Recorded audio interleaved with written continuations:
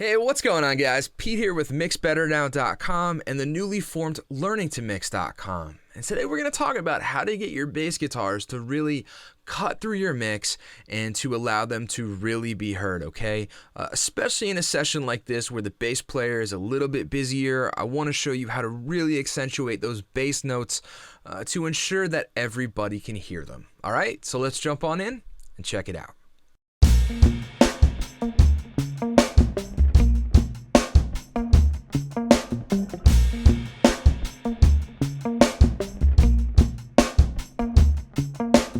Alright, so we're here inside of Studio One version 3. The session is Robert John and the Wreck, Blame It on the Whiskey from my friend Warren over at producelikeapro.com.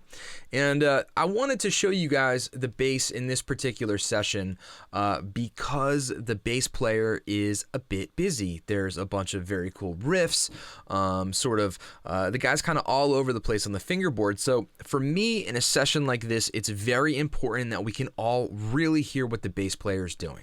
Now, I say this all the time, but it's really true that everything that I do when I mix is contingent on the program material. It is contingent upon the session, what is going on, the instrumentation, the type of playing that's happening. No two mixes are exactly alike. I mean, we might have some general things that we do like, compression and EQ, a little, what I call mixing salt and pepper, but, it really varies from mix to mix to mix. So what I'm going to do here is I'll show you what I've got going on. As you can see, I haven't mixed anything yet. Really, we just kind of got a faders up thing going on. The only thing that's here inside of the, you'll see I've got the virtual mix rack up as the first insert, but all I'm using that for is for the VCC channel, okay? And then I'm just using the trim tool for just a little bit of gain staging, and that's about it. Just a couple things. The bass is in blue over here, okay? And then I just have, my normal mix bus chain. If you guys haven't seen, my mix bus masterclass or stuff like that, go check it out. That'll explain everything. The only thing that's different here that I normally use is here I'm using the API 2500 bus compressor, where I will often use the SSL a lot, okay? But I like the API. It's a little bit thicker sounding and it's a little bit vibier, if you will. So this track, I thought it was appropriate. There are two bass tracks right now. So I got two tracks with the session. One was labeled Bass DI and the other one was called Bass Amp. Now, a couple things happened. Number one, the Bass Amp track had some kind of hissing, crackling on it, so I wound up just deleting it, which left me with one bass track. We'll make this a little bit bigger. So this track right here was the one that I was given. Now it says Bass DI, but if we listen to it, I don't think it's a DI track. I think it's a bass amp because I can hear some bleed in the microphone, which I'm assuming is a bass amp, of course. We can hear some drums. Check it out.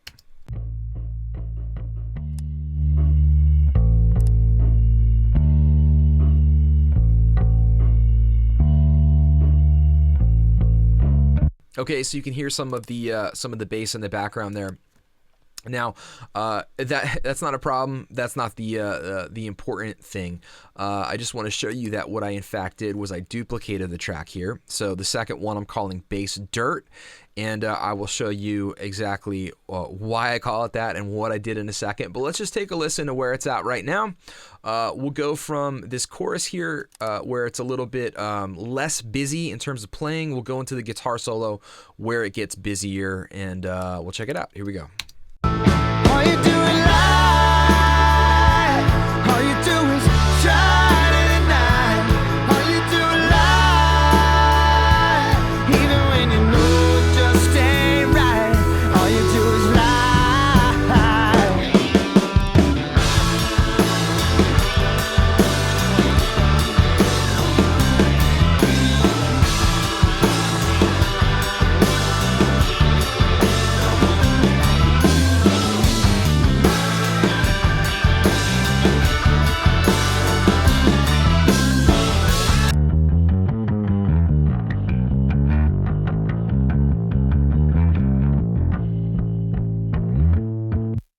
So you can hear what I mean by busy right there. There's some very cool parts in the guitar solo and in the outro jam where the bass player is really doing his thing. He's playing some cool riffs, really getting all over the neck, and it sounds great. So just a little bit more housekeeping. I'm setting both of these tracks here, bass DI and bass dirt, are coming over here to the bass bus. And then I have two effects set up, okay? Bass chorus and parallel dirt, or P dirt as I call it. I'll show you why I have those set up in a second, but the first thing I want to do is just break this down and explain my overall philosophy for getting bass to cut through in the mix. And the thing that we really need for that is we need distortion, we need saturation, okay? What that does is the distortion and the saturation allows the audio to be perceivable in the context of all the other instruments. It really allows it to sort of poke out, and it's not just indigenous to bass guitar. You can use it on all kinds of things, from vocals to snare drums to the drum bus to really anything you want to put it on. Keyboards, okay, piano. It can work in anything. Now the beauty of it is that when you solo it like this,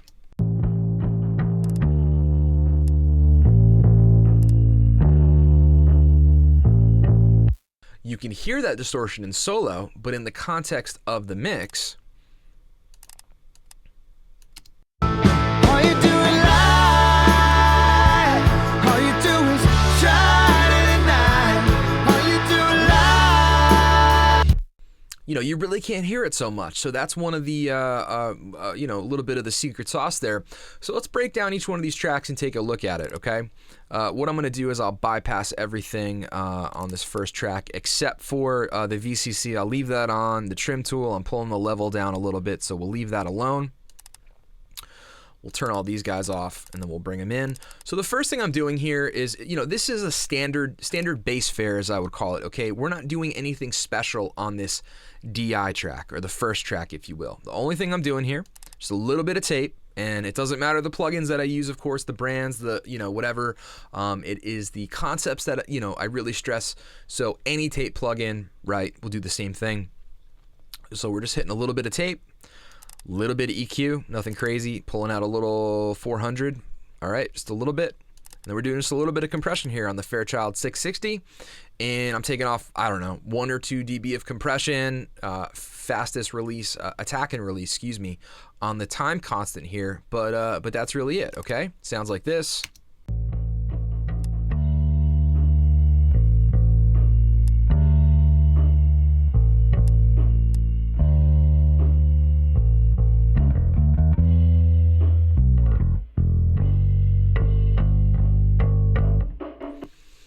Really good bass sound, nothing crazy, and I'm not doing any extreme processing here, just a very tiny pinch of EQ and compression. Now the other thing I have on the bass bus over here, which both tracks are going to, is the Surfer EQ.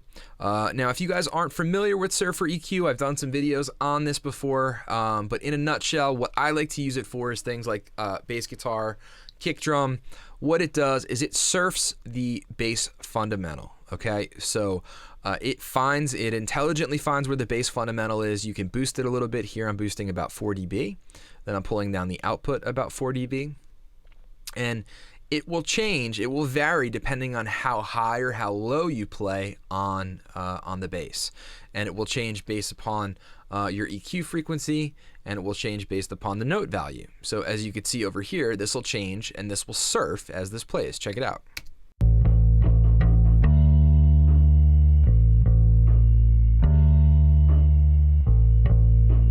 Let's go to a busier part just so you could really see it do its thing.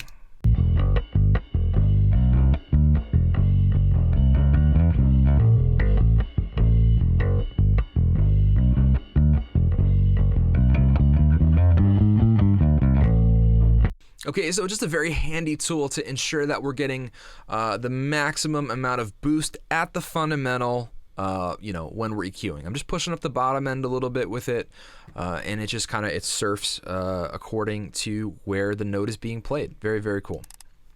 Okay, So now, sort of where the magic happens for me with this whole process is over here on the secondary track, which I call bass third. So my whole goal with this second track is to make it sound dirty, to almost make it sound like an amplifier, right? Like you're really hitting a bass amp, specifically a tube bass amp, very hard, and you're getting a lot of that harmonic breakup, the tube breakup, going into the that power transformer, and really getting all of those analog intangibles out of this. So let me show you what I have on the track. If I were to just bypass all this stuff, you would hear that it's exactly the same as this other track here. Check it out.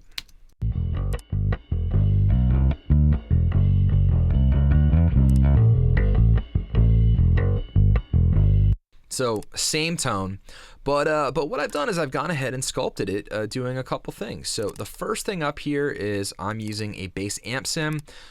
This is just one of my favorites. Let me move this over a little bit so you can see the tracks. So this is just this is an Ampeg Svt Vr from UAD and from Brainworks, and I like it because it sounds great. It sounds like an SVT. The only thing special that I've done is I've left all the controls as they were. I turned the volume up quite a bit because it reacts just like an amp, where the harder you drive the front end, the more it's going to break up. And then down here we can choose our speaker configuration as well as our microphone configuration. So I've settled on a 115 with a 563. I just like the way that it sounds here. I will turn it on and off so you can hear what it's doing. We'll start with it off.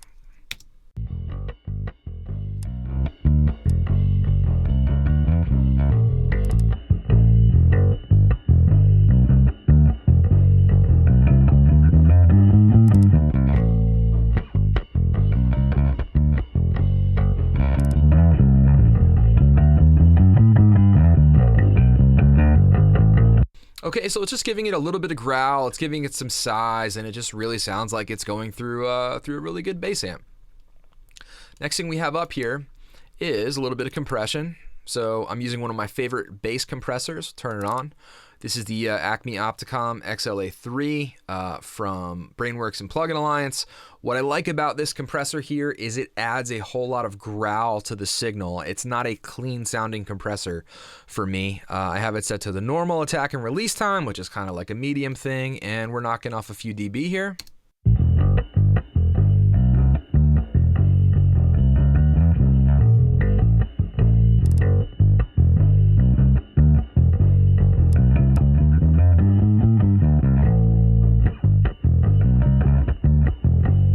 So I kind of dig the way that those sound. If I were to turn those two off, it sounds like this.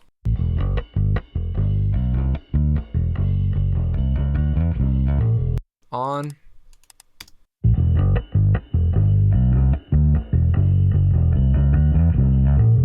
Okay, so a little bit of bass amp, a little bit of compression, nothing crazy there. Now here's where it gets a little bit interesting. So here I am using Izotope Trash, and the idea is very simple. This is a very gnarly sounding plugin. It's pretty deep too, but the more I use it, the more I like it. So what I'm using Trash for is exactly that. I want to make the audio, I want to make the bass sound a little trashy. I want to make it sound a little distorted. So the first thing I'm doing here is just taking out some 20 at the bottom. No, I'm sorry, I'm taking out 56. The reason I'm taking out 56 is because I don't want to get those sub-lows. I don't want to leave the sub-lows in there, okay? I want to focus on, 60 hertz plus, because that's where you're really going to hear a lot of that fundamental, and then everything above that, the mid-range is important, the low mids are important. That's where you're really going to hear the bass growl. Just pulling out a little bit of 400 there as well. I don't have to use an EQ plugin because we have one right in here, okay? Moving over to the trash section, I'm using 2 stages of saturation. First stage, just a little bit of their tape saturation, okay? Nothing crazy, nothing fancy there. But on the second stage, I'm using this thing called Blitz. Now, I have no idea what it does. I don't know what the name insinuates. I mean, it means it's pretty intense, obviously, but it definitely adds some distortion, okay? Check out what it sounds like. That's off, turn it on.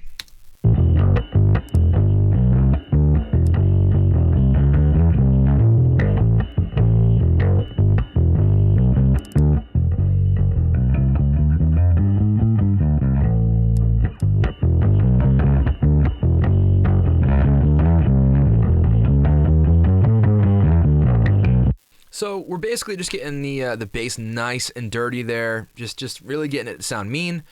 Now you can hear we have some of this hiss happening, and that's why I have a gate here at the bottom. So we'll turn this on. You'll hear the hiss go away.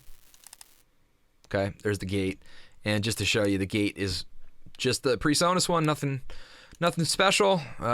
Just clamping down on it enough when it stops so that we don't hear that hiss, and so it's not a problem. And then the last thing that I'm doing here that I'm using is the Waves. It's the Schoeps Parallel Particles plugin. Say that 5 times fast. And I don't really know all the nuts and bolts of this plugin, but I know it does some parallel EQ. I'm not sure if it does any parallel compression. I do know that when you put it on the track, it makes the audio sound different, even when you're not turning any of these knobs up. So I think there might be something under the hood going on. But as you can see here, all I'm doing is I'm adding a little bit of sub-low at 60 hertz. 64 hertz, excuse me. And then I'm just adding a little bit of the thickness about halfway up and just a little pinch of this bite. I'll start with it off and then I'll bring it in.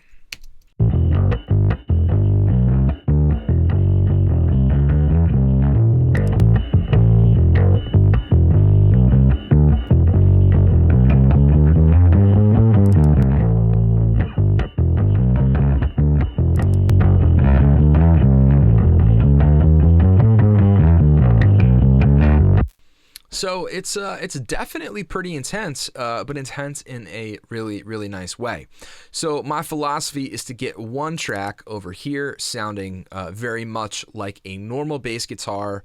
Nothing extreme like this. It's a little pinch of EQ and compression. And then what we do on the second one is we do quite a bit of extreme processing to it, and then we blend the two sounds together.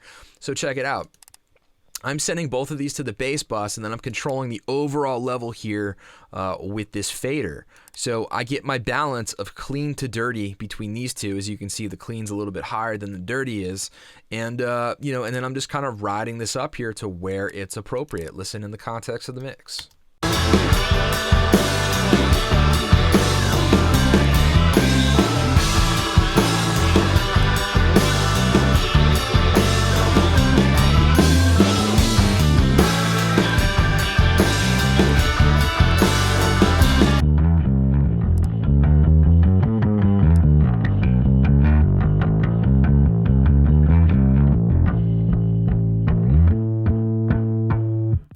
And what's beautiful about this concept is that, like I said, with the distortion, we can't hear it in the context of all the other instruments. In solo, yes, we can hear that it's dirty, but all that we can hear when everything else is playing is that note definition that really allows the bass just to poke out a little bit.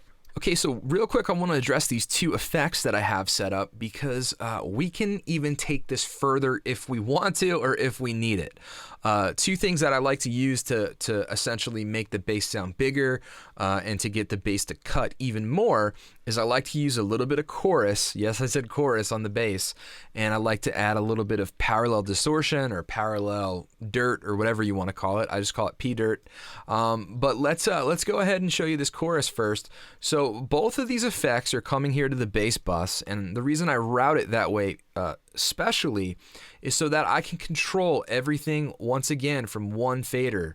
I can control the level of my effects and the level of my audio here all from one fader. So the way I have this set up is I'm sending the to the chorus just from the clean bass track. Okay, so we'll turn this on. I'm just using the regular old PreSonus chorus plugin. Now what the chorus does is it allows it to sound a little bit thicker and a little bit more spread out, if you will, right? Because what chorusing does is it just takes two levels and it just sort of moves them like this, and you could tell them to move faster or slower depending on your settings. But let's take a listen here. I'll exaggerate it and I'll push the level up.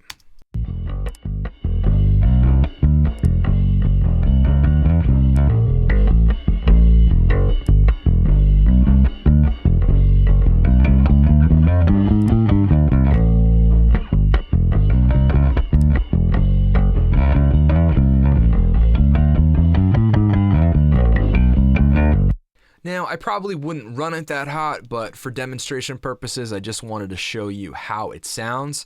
Now, I'm specifically choosing to not run the dirty track to the chorus. I mean, you can do that if that's something that you want, but what I instead have set up if I solo this, is I'm sending this to the P-Dirt track, okay? So what we have on here is the red light distortion from PreSonus. And all I'm doing is literally adding more distortion. This time it's in parallel. This is the default setting. I throw it on the effects channel here, and then what I do is I set this to unity. So this is at 0. And then all I'll do is I'll massage this fader in here depending on how much extra dirt I want. Check it out. We'll solo it first, and then I'll show you in the context.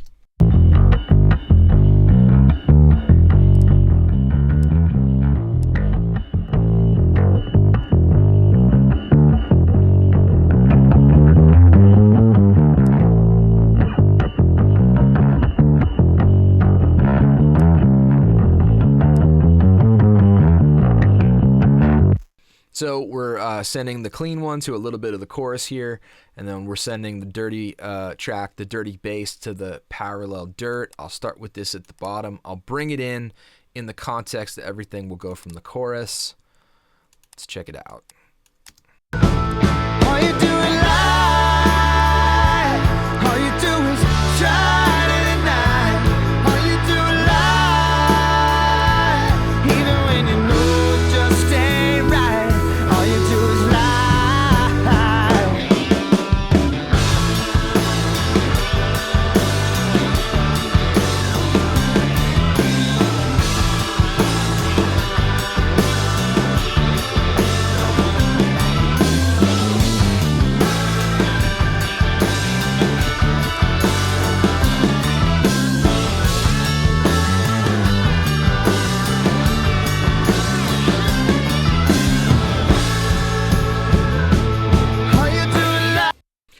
Now what's crazy about that is when I hit solo and I play this, you're going to hear just how dirty that is.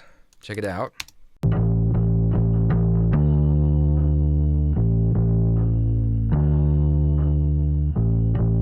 But when everything else is in, it really masks all of that extra grit, and it just allows the bass to poke out. All you do is lie. All you do is try to deny. All you do is lie. Even when you know it just ain't right. All you do is lie. So that's really how I choose to address situations like this and songs like this, where the bass player is busier and the bass is a very fundamental part of this track. I mean, there's only 2 guitars happening really, and there's a Leslie. There's 3 tracks, but this is from what's it called? The high cone of the Leslie speaker, and this is from the low cone here. So it's like 1 keyboard and 2 guitars. So the bass is very important, especially over that guitar solo we were listening to, where it gets busier, and then there's a cool outro jam here. Blame it on the whiskey.